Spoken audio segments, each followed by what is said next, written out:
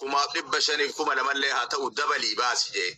Baba shari'aadi baba bakka tana na sirreessa kije amna isiin itti deemtu san amna sa'a sadiiti jeena fakkaata malee amna isii irraa fiduu sanii miti akkasinaa amma isiin itti deemtu sanuma jechuu kiyya. Sanuma jedha amna isiin itti deemtu saniitu sa'a sadii kawan jeeti. Baba diraamaan ilaala diraamaa akkam hojjetame beektanii kaleessa sa'aatii akkanaa kana jechuudha naannoo salaata fajirii irratti. Birrii walitti guurame mucattiin karaa deemaa turte. Mucattiin karaa deemaa turte fuudhame achi baasee mucattitti dhiyaatte. Usuu mucattiin tun dhattee bakka deemtu hin gahini. Mucattii bira dhaqaa jirtu bira hin gahini. Diraamaa kana sirri ilaala. Usuu achi hin gahini namichi karaa gubbaa gabbuusee biraa deema jedhaa jiraati. Dafaati birrii sarraafaa irra galchaa jedhe jedhan. Shufeera kamtuu usuu mushawwara fuudhe san bakkaan hin gahini karaa irra gabbuusee deemamoo daddaftanii birrii safaara wannoo irra naa galchitanii jedha sarraafa irra galchitanii jedheetiin lola fuudhanii birrii sarraafa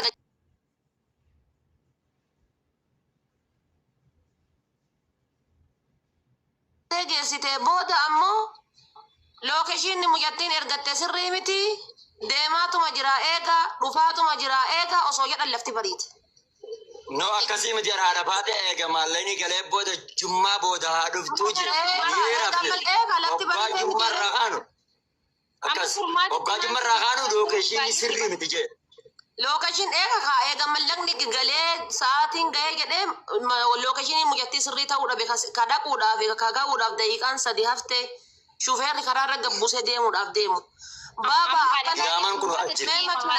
mema kina koya lala baba akkanatti wallahi billahi rabbitti kakadde akkanatti as keessa dhaabata bulaa jirtani dubbiin tun jaamallee ifa mucaa waggaa takkaati illee ifa maaltu akka barbaadamaaru garam akka deemamaa jiru ifa rabbiin sodaadhaati dubbii tana dhiifnee keessaa haa gallu mucattiin tun yoo duute isatu itti gaafatama yoo jiraattellee isatu itti gaafatama mucattiin namicha arabaa harka hin jirtu ka jirtu mucaa harka jirti.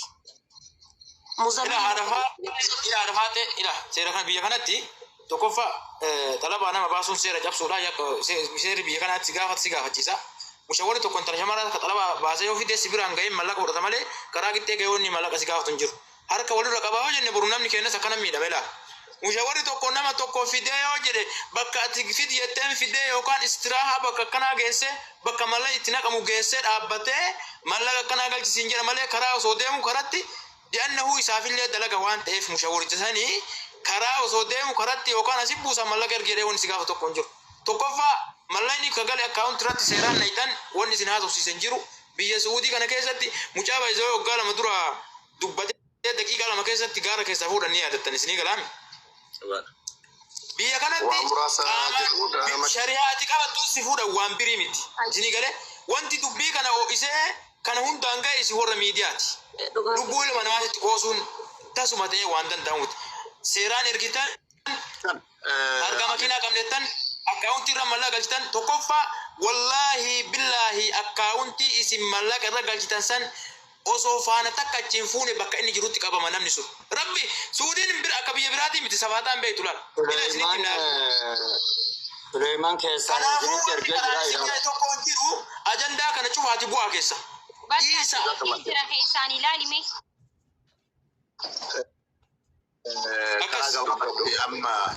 Kanuma qofa nu baasa. Kanuma qofa karaa dhiifnee wanni jedhaaru hin jiru yoo daqiiqa ammas jiru kana ammallee bakka nu jirrutti tola seenee namatti dhaadatuun salphinna nuti keesse mucaan kuni san isaaf rabbii waliin. Guyyoorraa dhaadataa ture hin baafamu. Seenee bakka namoonni gugurdaan jirutti adda surree keessa sodaachisaa jechuun sila namni argadhu namaan jedha malee aadaa keenyatti illee waan hin jirre.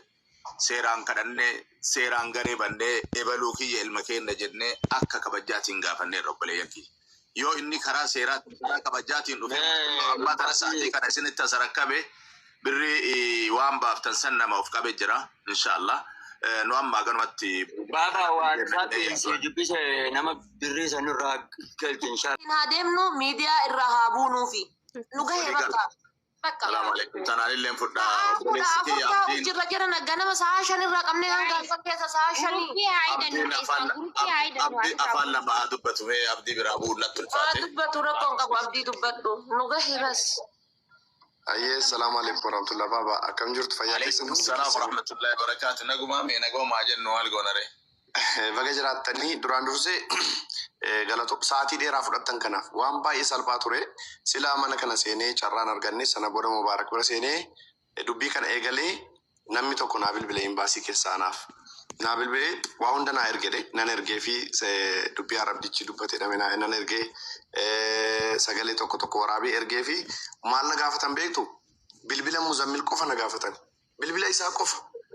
Amma asirratti waan jecha lama qofan jechuu barbaadan waan salphaa irratti of cinqaa jirtu dubbiin Suleemaan kun dubbate dubbii tokkoo fi tokko namni hundi irratti walii galu Suleemaan galatoome asirratti galatoomsi jechuun barbaada tokkoffaa wanni hin barbaadu obboleessi keenya kun nama Oromooti as keessatti kan jiru Baabaa Sheek Amiin Ibiroo Ustaaz Hamzaatu jira Maarqosti jira Iluutu jira namoota gurguddaa jira akka obboleessa Islaamaa tokkotti akka nama Oromoo tokkotti waa tokkoon siidhama Muzammiloo dhagaaraatti.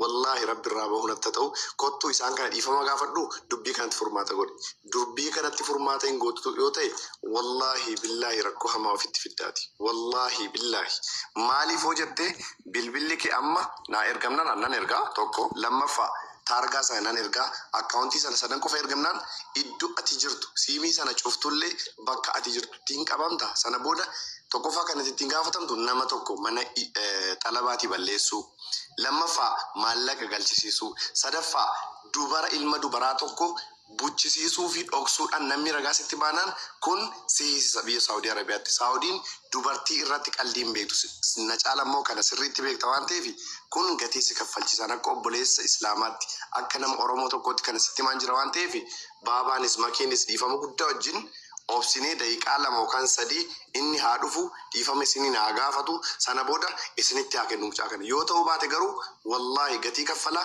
boru garuu dhuftanii isinumatu jaarsummaa dhufu mucaa kanaaf mucaa kana ammoo amma haa dhufu amma irraa fitna balaa biraatti osoo hin galin kanaafu nu waama daqiiqaa lama qofa kennaafiiti nu haa dhufu yoo ta'u dide garuu asirraa bu'aa waan nama isin gaafadhe qofa Maammadis haa ta'u abbaan ta'e naa haa ergu haa xumuramu dubbichi. Kalas. Aye Abdi lan kabajumaatti. Abdi WhatsApp Ni ana amma kabajumaatti asin dhufte jette kanaaf daqiiqaa lama ni amna garuu waan ati jette kanallee nuti seeraan deemnaa waa meeqa jennee kadhannee nu arrabsee be shaantaa qabadheen deemaa jiraanii jee gaayis arkitan shaantaa fannifatee an deemaan jiraa nun jee deebee dhufee nu arrabsee kutee sii galee ilma Oromooti rakkoo akka rakkoorra bu'uun barbaanne lan nama kan kee tokko bari rakkoorra buustu bar gana amma humna keenya ol waan ta'eef si galee miti. Kanaafuu kunoo daqiiqaa lama si. Oda jaarsummaa hin dhufinaa wanni jedheefi rakkoo mucaa kanatti dhufu jaarsummaan dhufinaadha wallahi rakkoodha dubbichi. Baabaa Sheeriyaa disin beeku Saawudii keessa turani waan isin jettanii kabaja keessaniif waan ta'e sekendi takkallee taa'uun barbaanne haqiiqaa maali jennaan. Dhiifama si'a tokko isaan yaalaa waan argachu WhatsApp dhiifama si'a tokko mana Mubaarakitti yoo ta'e malee hin fidu mana Mubaarakitti haa fidu maal waan akkasii erganii jiru. Haa fidu bakka nu jirrutti bakka namni kuma digdamaa jiru. Akkas jedhee jechuudha. Isaan nu ajajaasa. Akkas jedhanii boonis meeli ergaa jiru ijoolleen. Asumatti Marqoski galatoomii baabaatu as jiru makii ajibbu adafati ajibbu mamma bayani ajibbu hamza ajibban ajibbu gun Baabaa Sheeriyaa jecha hin taane takka afaan isaaniitii nama ba'u isaan biratti nama baasu arge dhaga'een beeku obboleessi keenya amma asitti dogoggore waan ta'eef amma gaa ofitti dubbii balleessaa jira mucaan haa dhufu asumatti carraa kennaa fi dhugaa. Laalabdi akkana goona. Erga akkas ta'e Hamza erga akkas ta'e Mubaarak illee dhufu Mubaarak as fida. Laki Mubaarakis ni fitna akkana goona laaltara takka Baabaa Sheeriyaatii fi ani dubbifnee jirra. Yeroo asirraa buunu waliin buune laal inninis as ture anis asin ture Baabaa Sheeriyaa dilleen as ture waliin finnaa jenneeti guruppii ijaarrannee silkii walitti erginee xumurree dubbii as deebina gaafa jennu manni biraa baname. Hammeenyi tokko hin jiru nuti dhaynee baaballeen gaafatee anilleen gaafadhee akka akkasitti gaa dubbiin boodarraa gama duuban nu jalaa deebite ammallee fixuunuma danda'an asumatti ol deebinee manni tokko rakkoon qabu obboleeyyan nuti kaayyoon teenya muciyoon san manguddummaa caayaa bakka akka amantiitii fi akka aadaa Oromootitti illee nuti Oromoodha caayaan tanuma duraati.